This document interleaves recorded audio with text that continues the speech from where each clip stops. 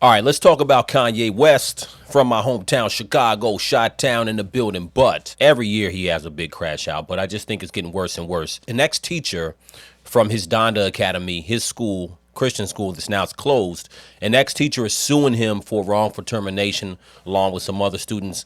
I want to talk about that before I even get to the most recent thing with the swastika. A teacher suing Kanye West over her alleged treatment at Donda Academy claims she got Hitler vibes from the school just months before a sick rant in which the rapper claimed he's a Nazi. In an exclusive interview with the U.S. Sun, ex-teacher Cecilia Haley claimed Kanye planned to teach kids at his failed Christian private school how to shoot guns and march. She laid bare what it was like behind the walls of this secretive school in the months after Kanye's anti-Semitism scandal in November 2022.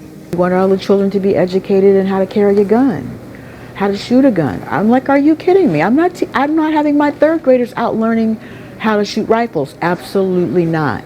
Kind of early when I first got there, wanting to know how I felt about the kids learning to march, and how I felt about the kids taking gun classes and rifle classes. Yo, this is wild though, man. Let me go over to the Donda Academy, the information. I wasn't fully aware of his school as far as when it opened, but it was founded in 2022.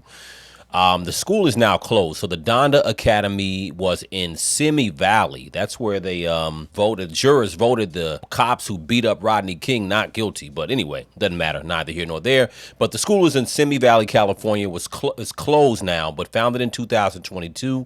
It was an unaccredited school for grades pre-K through 12. The school required students and faculty, faculty, and staff to wear black Balenciaga uniforms designed by West. The school had a strict non-disclosure agreement that required everyone to keep the school's location a secret. The school was closed abruptly in October 22 after Kanye West made anti-Semitic comments. It was reopened hours later, but is now listed as closed by the California Department of Education. Now, he's risen to be such a prolific artist, right? I think whether he has mental issues or not, I really don't know. Sometimes it seems like he does. Sometimes it seems like he doesn't. I think at minimum he's bipolar, right? But and he's said that himself, I believe. But I think that Kanye he's becoming someone who to me is wasting his influence. I think his influence, to me, he has huge influence, but I think he could have done far more things with his influence. That is not going to happen if I'm here. That's not acceptable. It's not necessary. And what does that have to do with education? Teaching these kids to march, to be honest with you, I kind of got Hitler vibes around that, or real bizarre things. I think he's very delusional. And I don't know what he's thinking. I don't know where he thinks children fit in this. We're not talking about adults here. We're talking about 8-year-olds. 12-year-olds, 15-year-olds. This is what is the most recent thing a couple days ago. So he had a Twitter rant, of course. Anyone that called my wife's Grammy look a stunt is dumb and lame. Yes, she's been dressing naked for 2 years. Now all of a sudden it's a stunt. Every single bitch on the planet wishes they had the bravery, body platform, and access to money and a husband to support their personal expressions. Blah, blah, blah. Kanye posted more than 50 times calling himself racist and bragging about wife Bianca Censori's nude Grammys look. More than 8 hours into the unhinged rant, Kanye said, "I'm a Nazi." So here, let's get into that. So he has his tweets, call me Adolf Hitler, and some other stuff. Hitler was so fresh. I'm going to normalize talking about Hitler the way they normalize talking about killing niggas has been normalized. Now, let's understand, I think what Kanye is trying to do, so apparently, from my observation, I think what he's trying to do, he has a beef with the normalization of black murder and death in music and entertainment. He spoke about this many times. Now, to me, how he's going about it is crazy. So if you really want to solve it, you really just go ahead and attack the problem. Someone like him who's amassed the amount of wealth and influence that he has, How do you change that around? Our hometown, Chicago, right? Same place he's from, same place I'm from.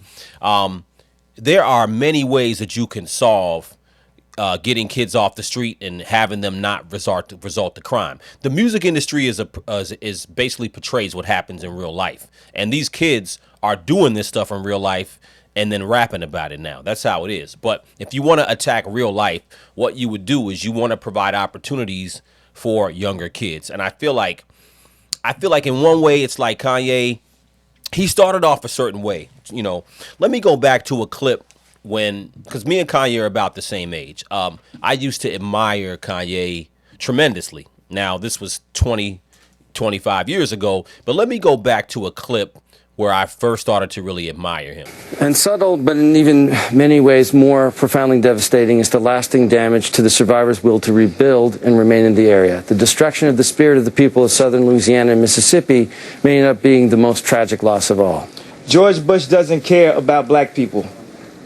Now, when he said that, this was crazy. This is back in 2005, obviously during Hurricane Katrina, and he was talking about, George W. Bush, who was president at the time, if you're not old enough to remember. But point being is that Kanye, at that time, he was really at the height of his career. He's on his second album at this time.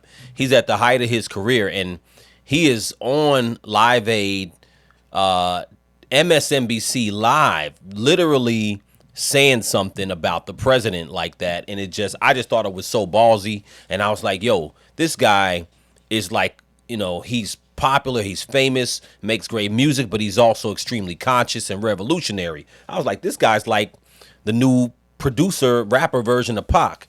That's what I thought at the time. Now, as we fast forward, a little bit further, obviously, his mom passed away in 2007, and it seemed like it went downhill from there. But we've had enough time to kind of look at it and say, you know what?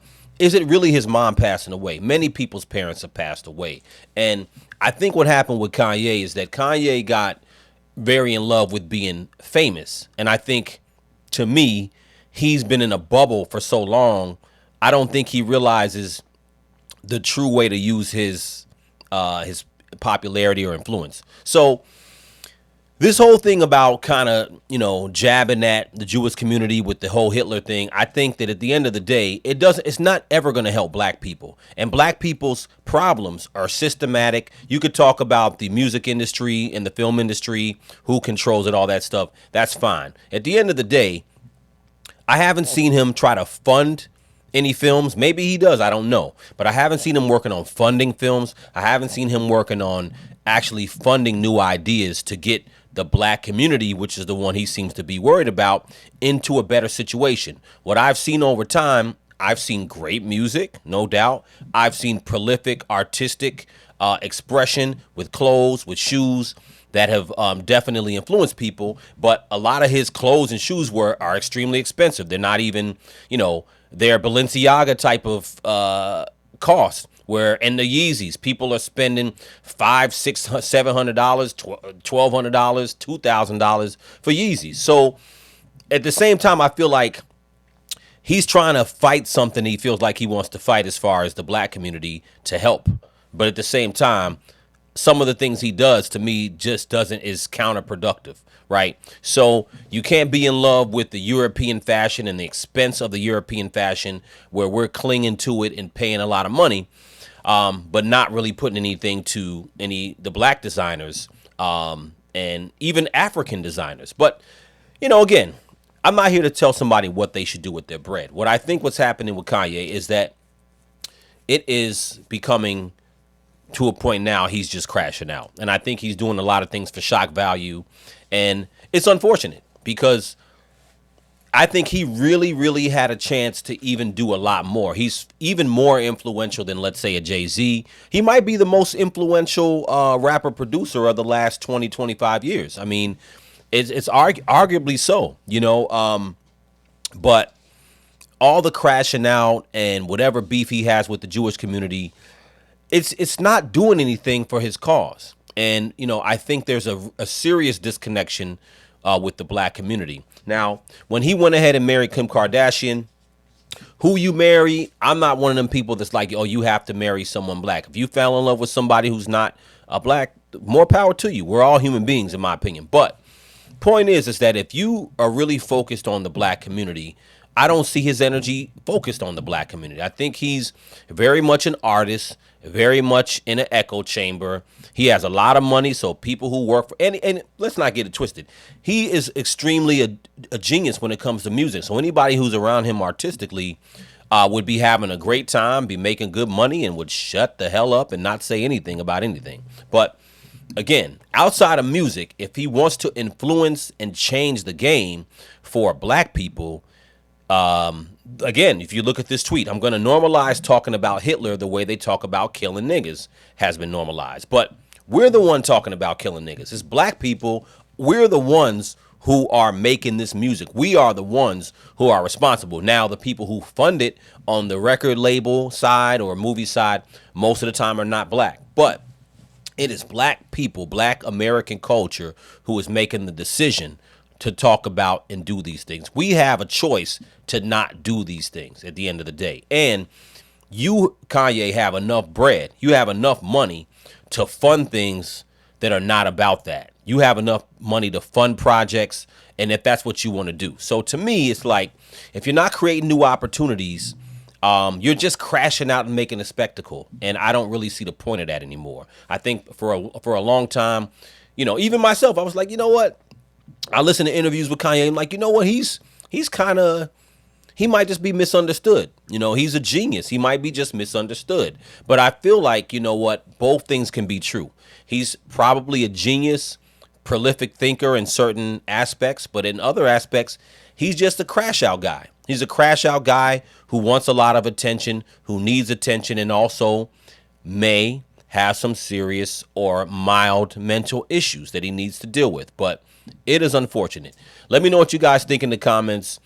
Of course, every year it's like, oh, can Kanye come back? Will he be canceled? I don't think he'll be canceled. I think people don't really take him seriously on these crash outs, so I think they'll continue to buy whatever it is he's selling. But again, the dent that he wants to make in the black community, I wish he would actually put all this energy into that.